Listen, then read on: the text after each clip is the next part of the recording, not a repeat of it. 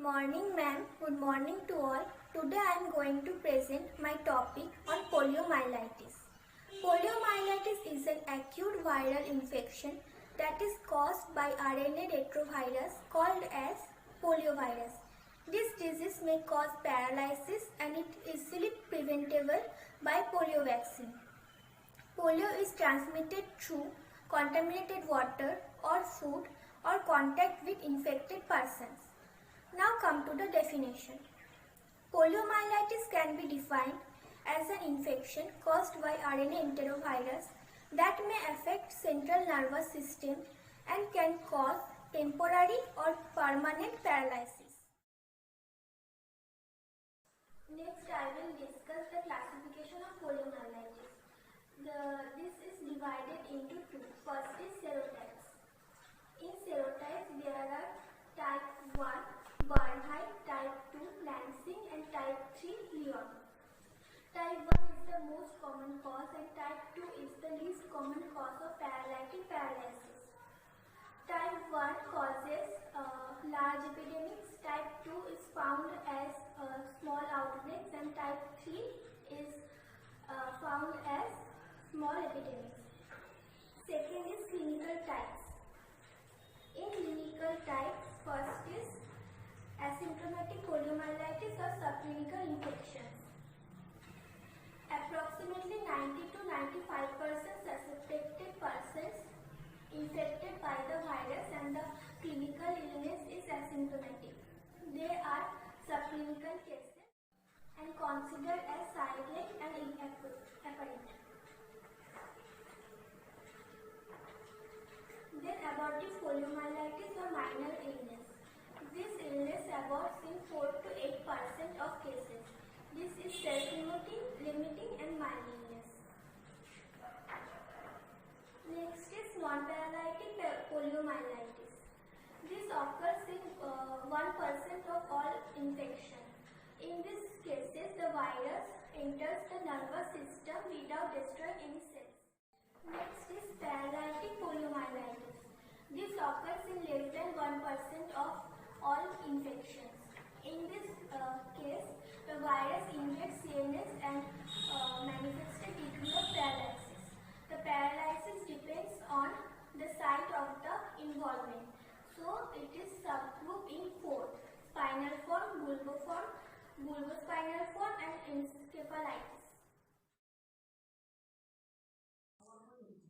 Next, I will describe about the epidemiology of poliomyelitis. First is agent factor. The agent is poliovirus serotype 1, 2 and 3. Man is the only reservoir and natural host for the virus. Mild and subclinical infections play a dominant role in spread of infection. The infected materials are stool and oesopharyngeal secretion of the infected person. Cases are most infectious in the period of 7 to 10 days before and after onset of the symptoms. The virus is excreted through stool for 2 to 3 weeks and sometimes for 3 to 4 months. The virus can live in water for 4 months and in stool for 6 months in cold environment. Second is host factor. Polio is commonly found in infancy and childhood. The most vulnerable age group is between 6 months to 3 years. Maternal antibody protects the infant for first few months. Male children are more affected than female. The ratio is male is to female is 3:1. And third is environmental factor. The environmental sources of infections are contaminated water, food, finger and flies. Overcrowding places, poor sanitation and lack of personal hygiene are the risk factors of this disease. Mode of transmission is mainly by fecal route, directly by contaminated fingers and indirectly by contaminated water, milk and articles of daily use. The infection can be transmitted through droplet in acute phase of the disease when the virus is present in throat or esophageal secretion. The incubation period is normally 7 to 14 days and may vary from 3 to 35 days. Now I will explain the pathophysiology of poliomyelitis. Portal of entry is mouth. The poliovirus is mainly entered in our body by the fecal-oral route, then leads to local multiplication and development of minor viremia. The poliovirus multiplies in the intestine and spread to the surrounding lymph nodes and reticuloendothelium structures. And the viremia develops for a short period of time, that is called minor viremia. Then minor viremia leads to major viremia, and the virus reaches to nervous system through bloodstream and olfactory neural pathways. This leads to damaged motor and autonomic nervous system.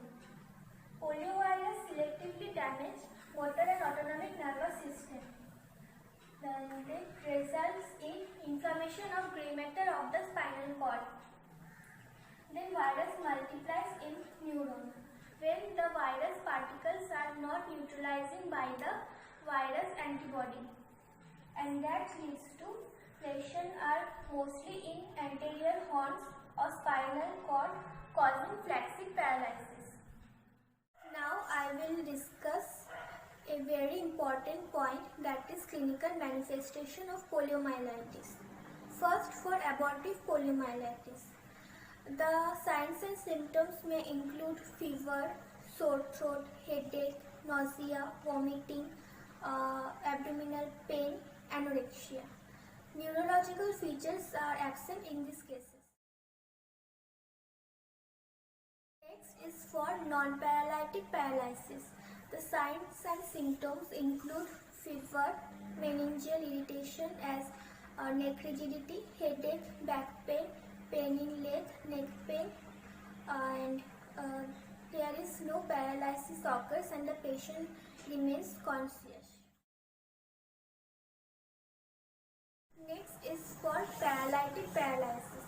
The signs and symptoms include paralysis of spinal muscle, muscle pain, fever, irritability, drowsiness, convulsion, unconsciousness, constitutional symptoms, tremor, etc.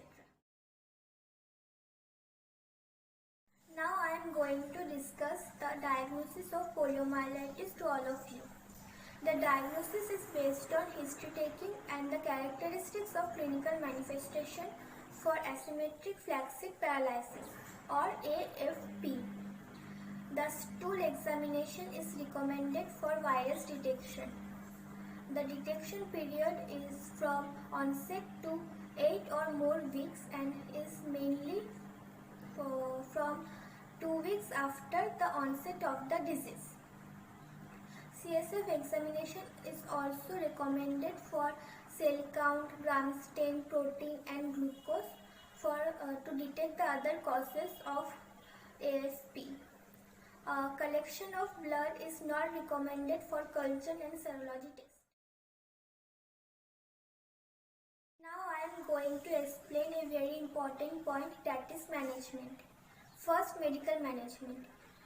Pharmacological management include analgesic should be administered to relief of pain.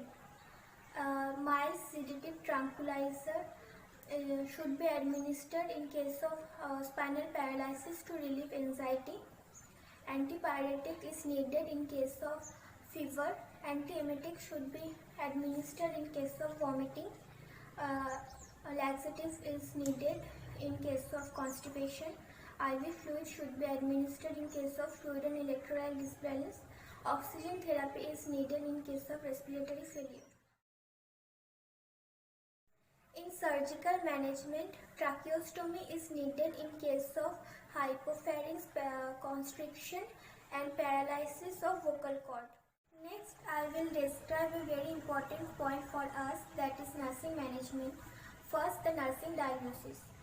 First, impaired physical mobility related to paralysis as evidenced by physical examination and verbalization. Second, ineffective breathing pattern or ineffective airway clearance related to paralysis of respiratory tract muscle as evidenced by respiratory rate and verbalization. And the third is imbalanced nutrition less than body requirement related to nausea, vomiting, anorexia, and GI muscle paralysis as evidenced by weight loss, weakness, and verbalization. So the planning of the impaired physical mobility are: take a complete history of vaccination of the client from the mother, assess the neurological reflexes, provide strict bed rest in heartbeat, and neutralization of the affected part, gentle caring of the affected part, avoid overstretching of the paralyzed limb, apply hot tub bath, hot application or dry heat application to relief of pain, ensure continuous of bladder drainage in case of urinary retention. In case of constipation, give roughage containing or fiber containing diet. When muscle pain and muscle spasm is relieved, provide full range of motion or physiotherapy to provide muscle power. Now come to another important point, that is prevention of poliomyelitis. There are two types of vaccine. First, oral polio vaccine or OPV, and the second is intramuscular polio vaccine or IPV. First, oral polio vaccine. The dose of OPV is 2 drops administered orally. OPV 0 dose is given at birth. OPV 1, 2, 3 dose is given at 6, 10 and 14 weeks of age, and the OPV booster is given at 16 to 24 months of age. Then IPV or intramuscular polio vaccine. The dose of IPV is 0.1 ml administered intramuscularly at right upper arm. 2 fractional doses are given at 6 and 14 weeks of age. Now come to the complications of poliomyelitis. These include respiratory distress, paralysis of intercostal muscle, paralysis of diaphragm, obstruction of upper respiratory passage, heart failure, myocarditis, cardiac arrest, pulmonary edema, paralysis of bladder, post-polio residual paralysis, and bony deformities. Now I am concluded my topic on poliomyelitis by saying that at present the number of poliomyelitis cases are reduced because of intensified pulse polio immunization to eradicate the disease from our country. The strategy of immunization is prolonged. First, high routine immunization coverage with OPV. Second, supplementary immunization in the form of National Immunization Day or Pulse Polio Program immunization. Third, effective surveillance. And fourth, final stage consisting of moving up by door to door to final immunization campaign. If you have any doubt or query regarding my topic on poliomyelitis, you may freely ask me anytime. And for further information, you may follow Dr. Parul Textbook of Pediatric Nursing for INC syllabus, 4th edition, Paul K. Vinod Ghai Essential Pediatric Nursing, 9th edition, Wong's Essential Pediatric Nursing, 10th edition, and Paul Panchali Textbook of Pediatric Nursing, 1st edition. Thank you, ma'am. Thank you all.